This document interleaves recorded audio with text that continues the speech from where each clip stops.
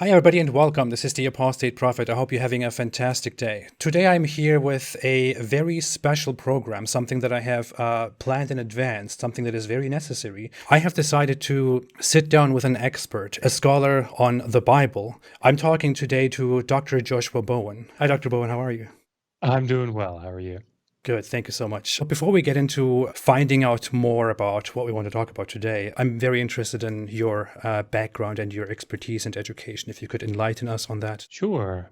So I got a bachelor's in religion.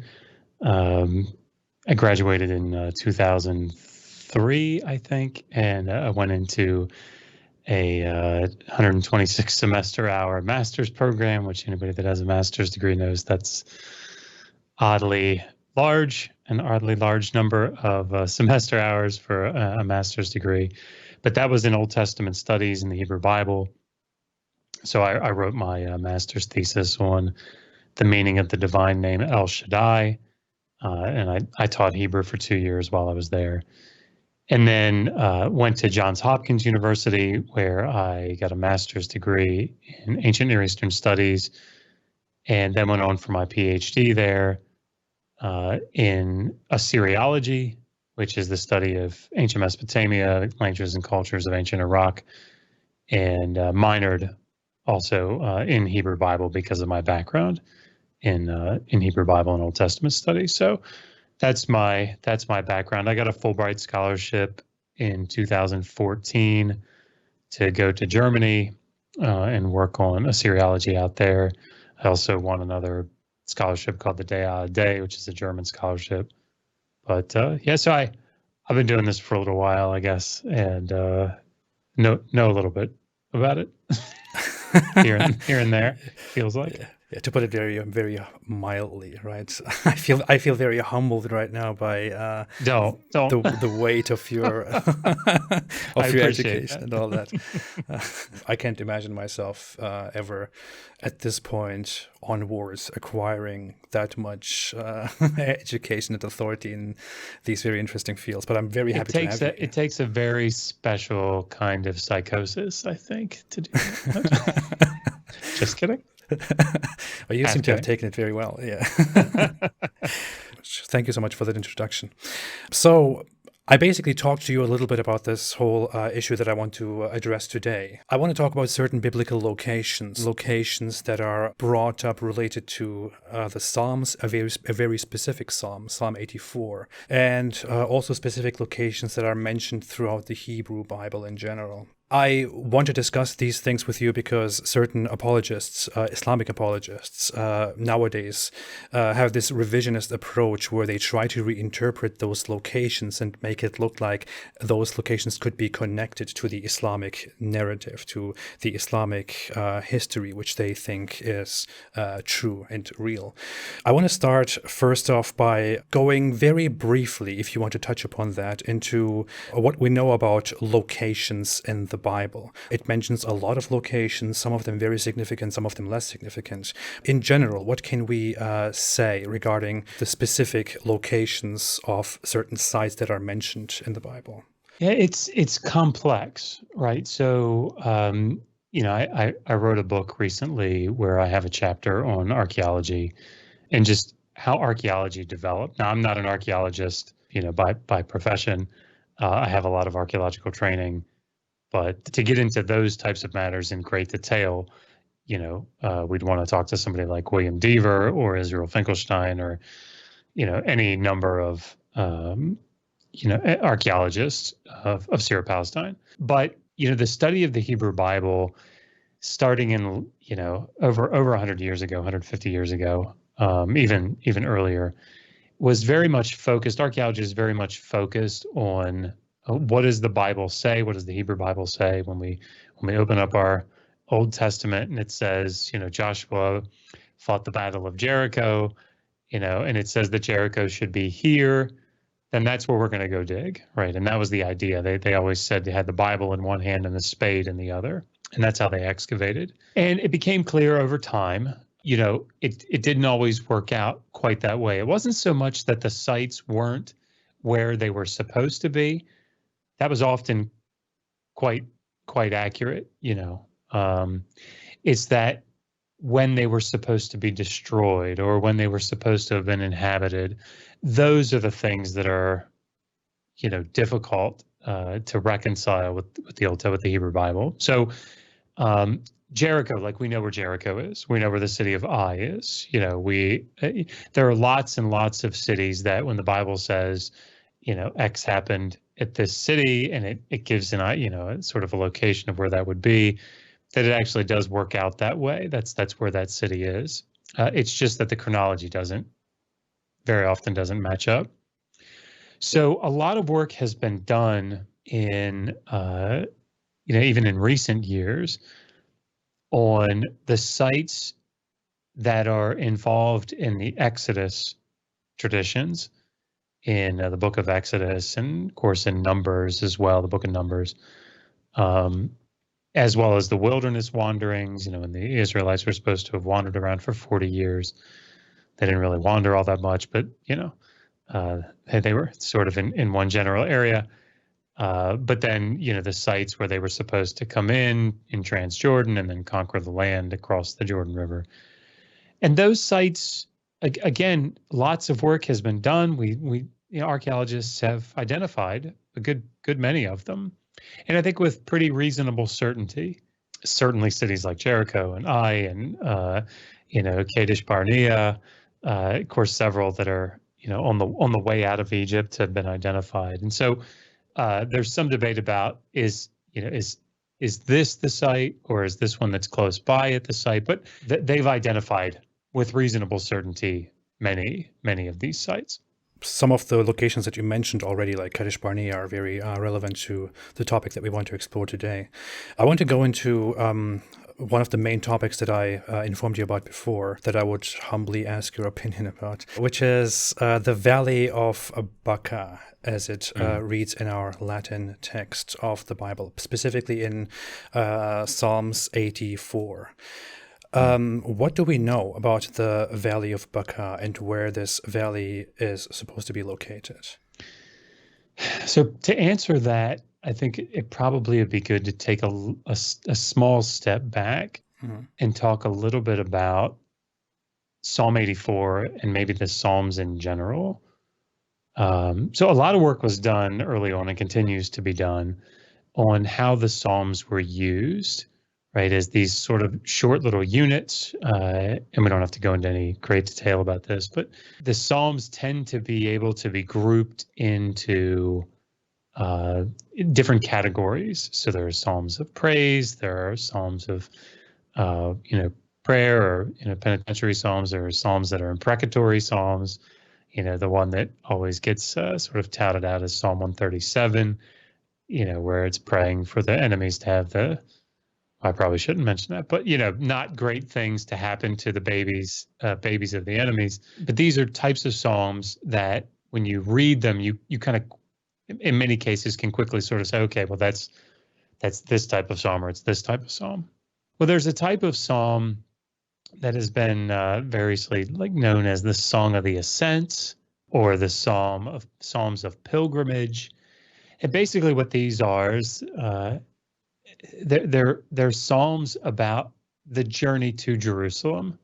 Probably at most once a year, the people might be able to afford or be able to go up to Jerusalem for the annual feasts, particularly those that live far away.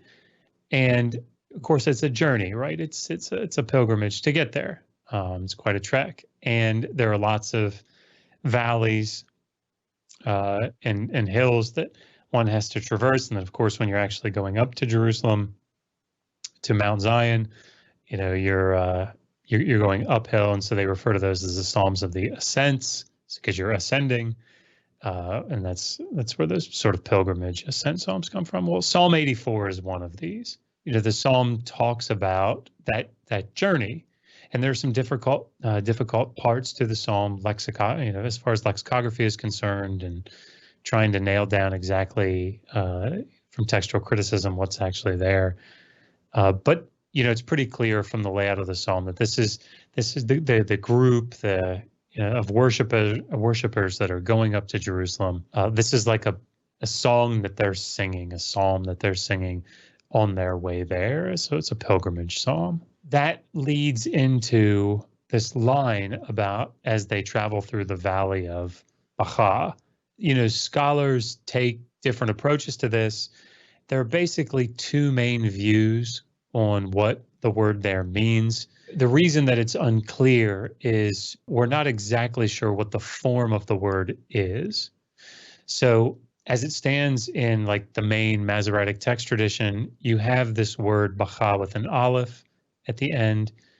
And the aleph, Beit Kaf, aleph has, is variously translated like balsam trees. It's a certain type of tree that has produces gum, and I'm not an expert on trees or anything like that. But if it's spelled that way with the aleph, then it takes on sort of that meaning. So then it's sort of like, okay, well, these types of trees tend to grow in dry areas or, sandy areas, more arid areas. And that would fit with the psalm because it's like, as the worshipers are making their pilgrimage through this dry area where these balsam trees are, that springs are, coming up. And so it's like they're bringing the joy with them and enlivening the land. That's one, way that's been interpreted. Many of the translations, the versions of the Hebrew Bible, like the Greek Septuagint or the Latin Vulgate or the Syriac Peshitta, they are rendering it from a different root, different Semitic root.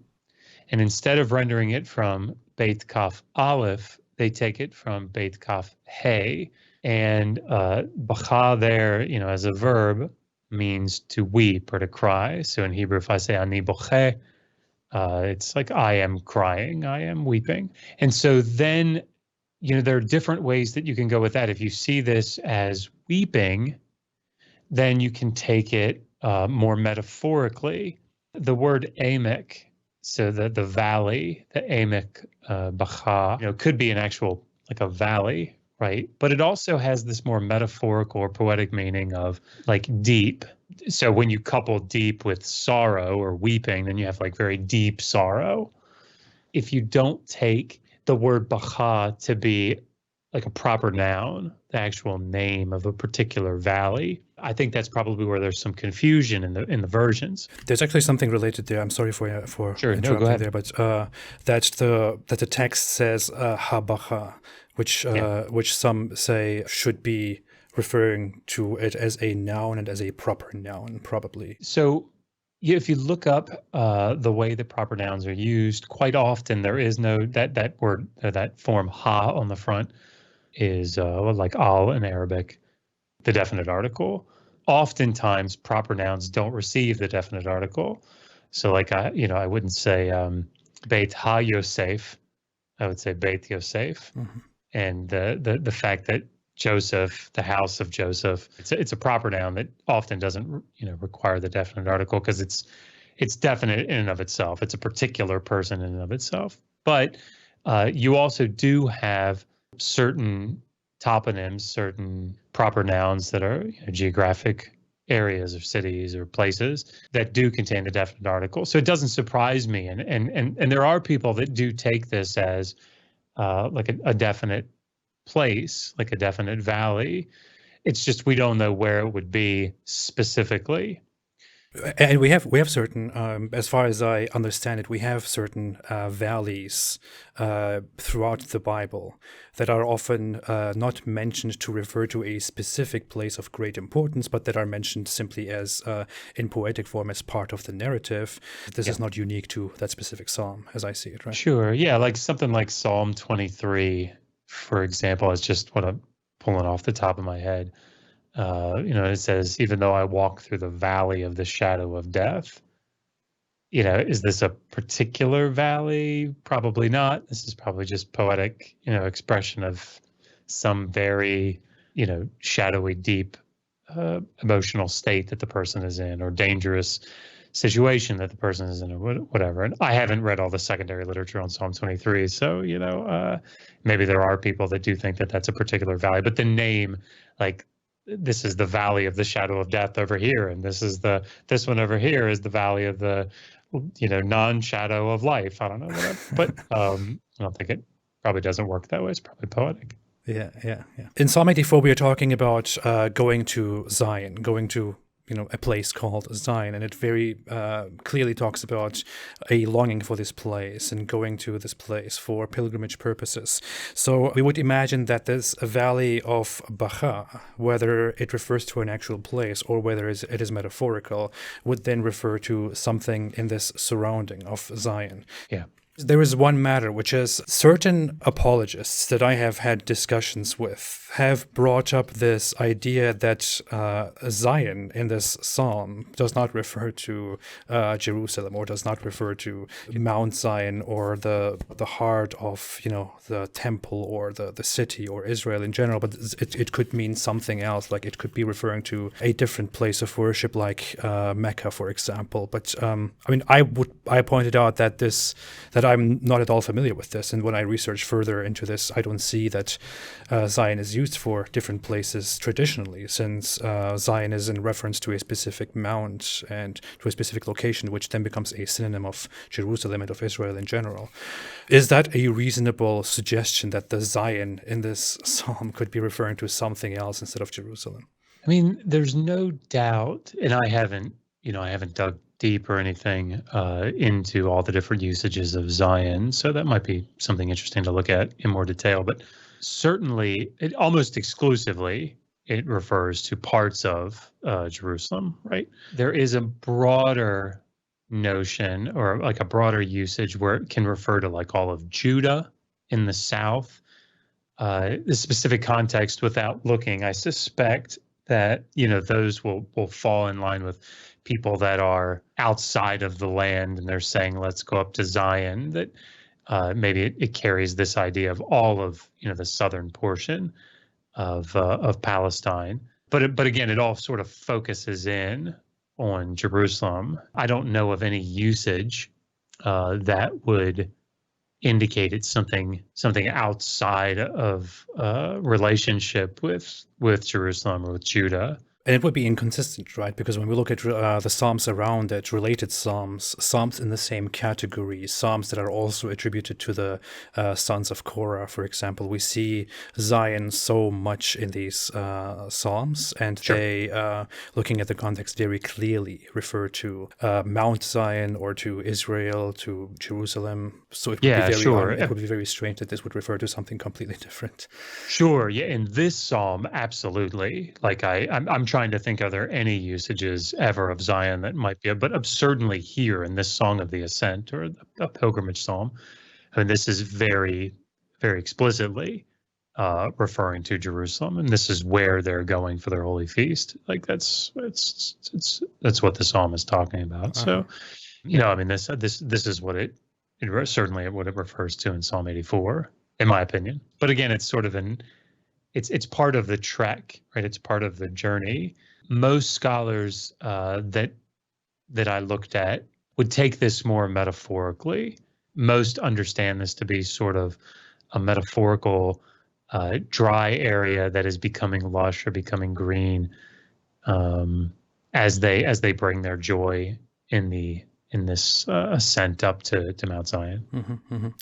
I want to talk with you about one specific issue that is related to all of this, which is the wilderness of Paran, or the desert of Paran. Mm-hmm. And the claim is that the desert, or the wilderness of Paran, is probably the western coast, the Hejaz region, which would then also include Mecca, which is why certain biblical mentions of the desert of Paran could be references to Mecca. And this, as I see it, conflicts entirely with what the general biblical consensus is about where Paran is located. Yeah. To your knowledge, what can we say about the location of Paran? So there are a couple different passages in the Hebrew Bible that give pretty clear indications about where the wilderness of Paran is. One is Numbers chapter 13. And in Numbers chapter 13, this is talking about the time when the children of Israel have sort of encamped along the southern border of Canaan, and they're getting ready to send in spies to spy out the land. And if you look at Numbers 13, it talks about that they get sent out from the wilderness of Paran in the south, and they go up into the land and they spy it all out, and then they return back to the wilderness of Paran. And it says specifically that they go back, I think it's in verse 26, if I'm remembering that correctly. It says, and they went back to Kadesh Barnea, which is in the wilderness of Paran. And this fits quite well, right? The idea that the Israelites are, along the southern border and going in, it's indicating that if you knew nothing else about it, that they're right on the border of Canaan. And if you think about where they've come from, if you get a map in your mind of Egypt and the Mediterranean, they've come from Egypt. They're around the southern portion, south of Israel, and then they come up on the southern border. So in between Egypt, it's got to be somewhere in between Egypt and the southern portion of Canaan, down by the Negev, which fits. And of course, this fits also. There's another passage in 1 Kings where Solomon, I believe, is the one that goes and fights against Hadad and Edom. And when Hadad leaves, he's just a boy, and he flees from Edom, which is, like down in the south, south of the Dead Sea, and flees from there, goes through the area of Midian, which is like southern Transjordan, and goes through the wilderness of Paran to Egypt. So I mean that the path is very clear. He's going slightly south and west, and he's coming down into Egypt. So that all sort of locates this area, the wilderness of Paran, in that area. And then more specifically, when we learn that Kadesh Barnea is in the larger area that's called the wilderness of Paran, we know where Kadesh Barnea is, right?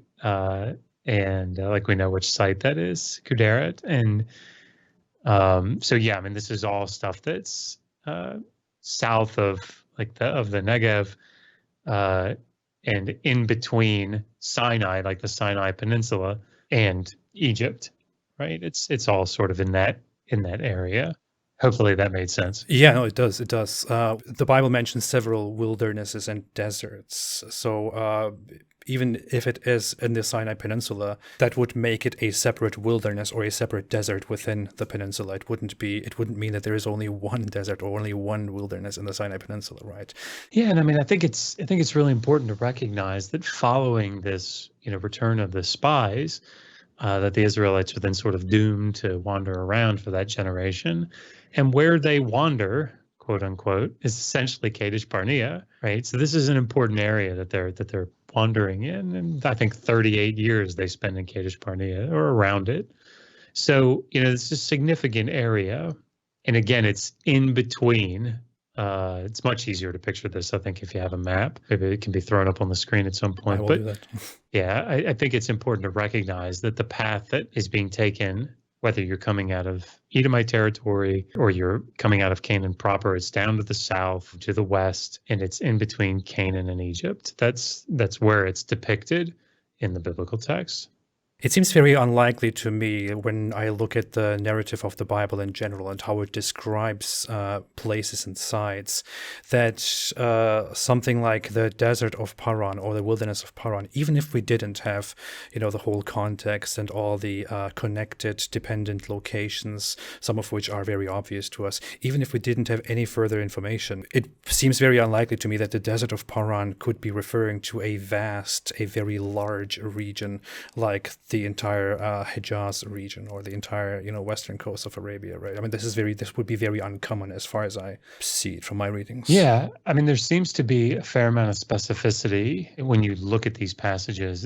It seems to be that sure, Kadesh Barnea is the city, and then the larger area in which Kadesh Barnea is the wilderness of Paran. But if you just think about the area in between, above Sinai and to the east of Egypt and to the west of Midian, I mean, it's big on a map, I guess, depending on what you're talking about. But I mean, it's very much a localized region. And I think that if you're trying to make it into an area that's larger, it sort of bucks against, it makes the journey odd for somebody like Hadad coming out and then going somewhere else and then coming back up and going to Egypt. It doesn't seem like that's what they're intimating in the text, if that makes sense. Yeah, absolutely. That's very helpful. I like all the information that we are getting. I just want to ask you a few questions, a series of questions, and you may or may not answer them depending on whether you want to go into those or whether I don't know, these are things that you have specifically dealt with, or whether you want to give an opinion on these things. In your opinion, or to your knowledge, or just going by reason, do you think there is any possibility that the Israelites throughout their history, which is somewhat recorded by the Bible, had any big relations with a place that is very far south, like Mecca, for example, as we know it today?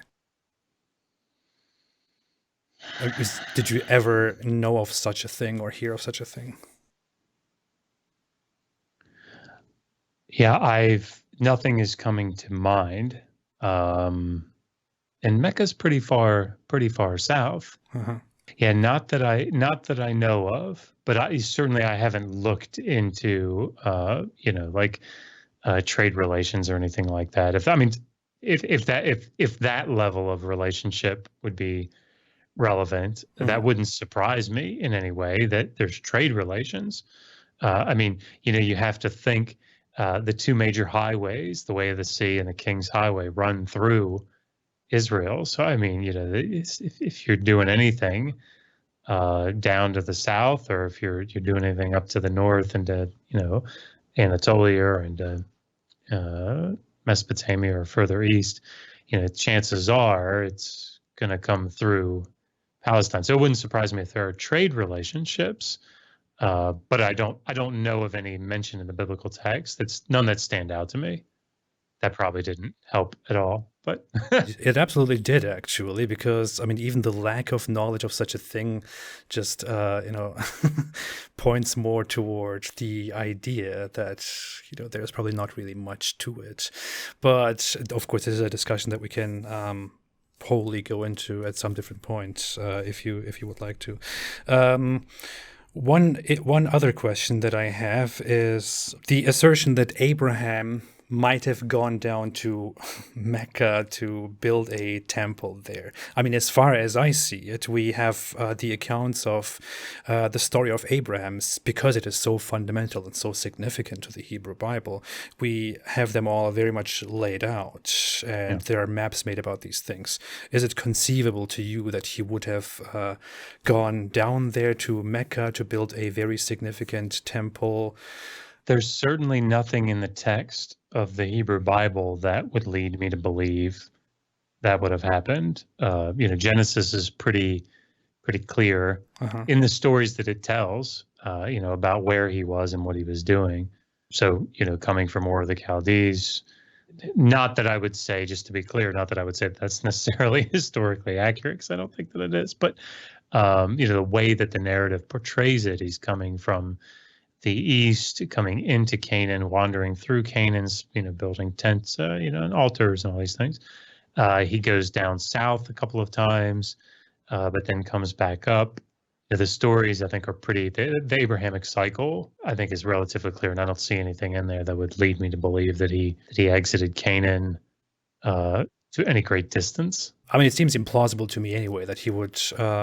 The narrative would be the Islamic narrative, or the narrative that that Muslim apologists would suggest, is that Abraham, under the the authority, the command of Allah or God, went down there to Mecca to build the first house dedicated to God there in Mecca.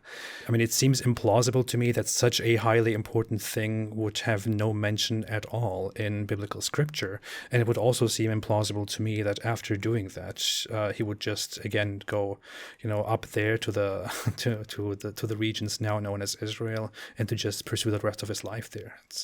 Would it? I trying to play devil's advocate. Is there some thought that maybe, and I don't see any evidence of this, but does the argument go on that front that this would have been revisionistic history, that it actually would have been in the original, stories, and that this was, either taken out or re-edited so that it would look, is that the idea? Yeah, it depends on who we're talking to, but the general assertion is Okay. made, and then there are certain different methods to explain the inconsistency, the discrepancy between the Islamic accounts and the Jewish or the Hebrew accounts of this issue. Yeah, I mean, I don't know how. I'm trying to be fair in my thoughts here. That doesn't seem plausible to me.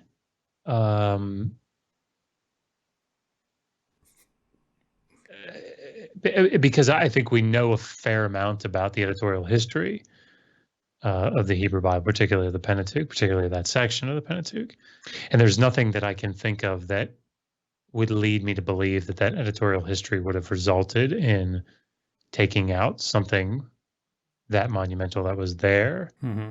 I would imagine that the writers would have spun it, perhaps, in a way that would have been beneficial. Deleting it completely, that seems difficult.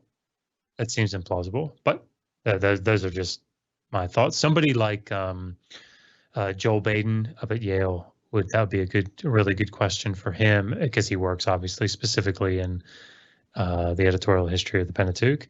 But yeah, but I don't see any reason to suspect that that's the case. Yeah, and I don't want to put too much on you here. I know I'm just trying to get out information from you. Sure, yeah. You know so far. I will be very honest with you about what I don't know. So that much you can count on. That's very much appreciated. Well, I love having you here, and I want to have you on here again. One last question. You don't have to answer it, as said.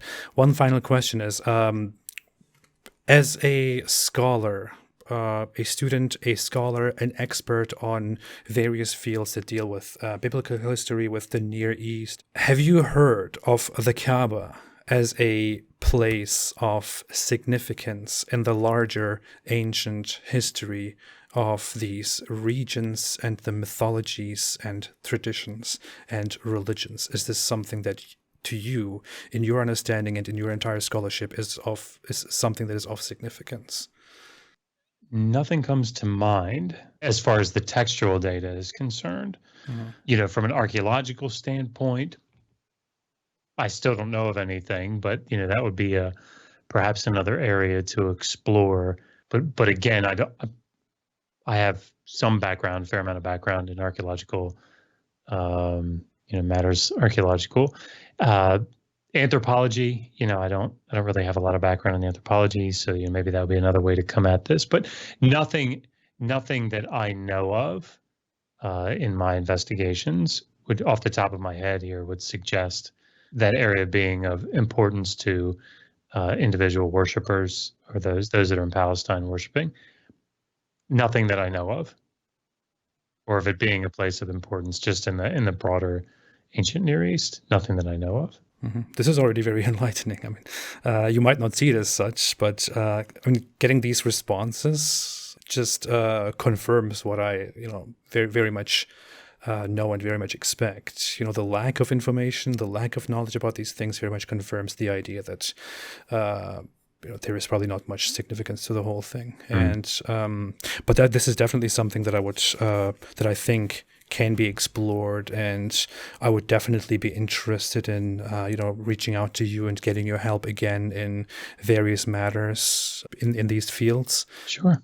I think our analysis, our research, my quest for information from a scholar like yourself on these matters is very much complete here at this point. But as said, I would love to have you back again. I hugely enjoyed this, and I think this is extremely beneficial. Well, I'm glad that I could help. I appreciate it so much. Is there anything else that you want to add to anything that we have talked about? We've talked a little bit about archaeology, and I know it's a terrible self-promotion, but if you're interested in like a basic introduction to what archaeology is and how it works, and how biblical archaeology works and how it's developed, and also just the story of the Bible. We've talked a lot about Abraham. And if you're interested in what the narrative of the Hebrew Bible actually is just saying, what the story is, the book that I published recently, The Atheist Handbook to the Old Testament, has an entire chapter dedicated to the story of the Old Testament and an entire chapter dedicated to archaeology and how it works. There are other things in it, obviously, but those are the two things that we've talked about that I think are covered and could be useful to the listener if they're interested in that. When I heard of you and when I decided to get in touch with you, I actually purchased your book, and I am studying it right now and going through it. It's very interesting. It's a very different perspective. I hugely appreciate it. So I would definitely encourage everybody who is interested in these subjects to also consider it and to also get a copy of that book. Read it, listen to it. It's very interesting. What I definitely forgot to plug here at the very beginning, at least we shouldn't forget it at the end, Dr. Joshua Bowen also has his own work on a dedicated YouTube channel, which is known as Digital Hammurabi, right? Mm-hmm. That's right. Yeah. My wife runs it primarily. I contribute to it. But yeah, it's all about the ancient Near East and the Hebrew Bible. It's trying to bring those things to, what do we say, interested non-specialists. That's what we say. Trying to make the ancient Near East sort of come to life, including the Hebrew Bible. So, and we've got everything there from videos about what life was like in the ancient Near East to we have a video series on how to learn Sumerian.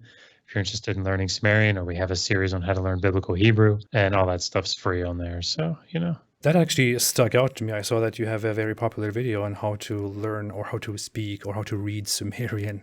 We actually wrote, because it was so popular, we put a little book, a book out about it, how to learn ancient Sumerian, and it's pretty popular. So that's awesome. I mean, that is such an interesting thing. It's not something that you just encounter and find everywhere. This is very special, really. Yeah, but it's great. I mean, the thing that I love, and I'll be quiet about it, but the thing I love about Sumerian, the languages and cultures of ancient Iraq. I mean, if you understand Sumerian, it's like you understand where, I don't want to be over dramatic, but like where we came from. Right. I mean, writing is first invented in Mesopotamia, right? It's invented in Iraq. And I think the world owes a great debt of gratitude to ancient Mesopotamia and to people that have carried on those traditions. So, I'm excited that we can sort of be a part of that and help people kind of get back to the roots, get back to where Western civilization really was born. So, I'm excited about that. When I research matters related to my former religion, which I mainly focus on, which is Islam, I also find a lot of, patterns, a lot of things that it has in common with ancient traditions, a lot of things that lead back to, as it seems to me, Sumerian culture and Sumerian beliefs. Right? So it can teach us so much, as I see it, about the religions, the traditions, the mythological ideas that we hold. Yeah, and I'm actually teaching through the book live on Sunday evenings at I think it's at 7:30 Eastern Standard on a channel called the Atheist Network Group, TANG, I think is how they do it for short. I have a student there that runs the channel that is learning Sumerian live. So if you are interested in seeing how the language goes together, it's a great channel to go to. This is very interesting to me. I will probably make a short clip of this as well. I mean, it's not as uninteresting to me and to the channel as you want to think it is. But I appreciate that. Thank you so much, Dr. Joshua Bowen. Everybody. I wasn't great enough at plugging it here, but as said, Dr. Joshua Bowen is a great expert on various extremely interesting fields and various extremely related fields to everything that I am doing and that people are interested in who are on this channel. So you can purchase his books, you can buy his recent book and read it. It is very interesting. You can go over and visit his YouTube channel, Digital Hammurabi. You can subscribe to that. Please go ahead and subscribe to that. It is hugely interesting, something that the world, I think, needs more of. I am very happy to have you here today, Dr. Bowen, and I, as said many times before, I will be glad and happy to have you back again. I appreciate it. Thank you very much. Thank you so much, everybody. Have a fantastic day, and I will see you again.